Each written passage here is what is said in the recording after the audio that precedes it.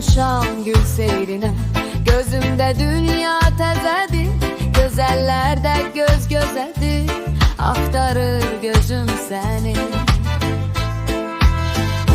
Sən asiman, mən dəniz, ayrılmışıq niyə biz? Yenə özümdən xəbərsiz, axtarır gözüm səni.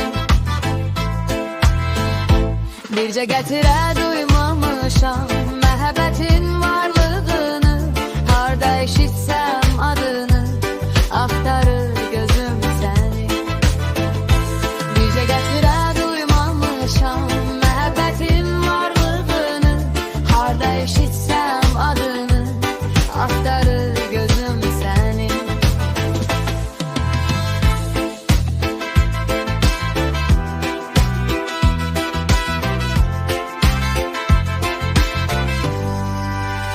Mən çıxmışam gül seyrinə.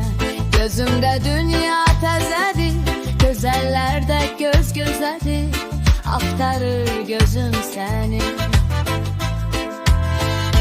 Sən asiman, mən dəniz, ayrılmışıq niyə biz? Yenə özümdən xəbərsiz, axtarır gözüm səni. Bircə gətirə duymamışam məhəbbətin varlığını. Harda eşitsəm adını, axtarır gözüm səni.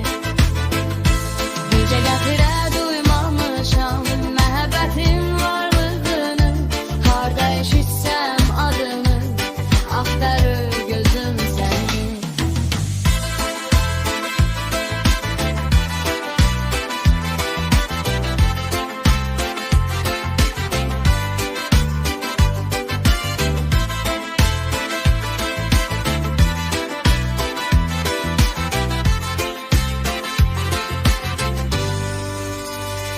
Bizə gətirə duymamışam məhəbbətin varlığını.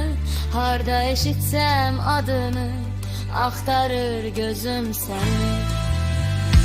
Bizə gətirə duymamışam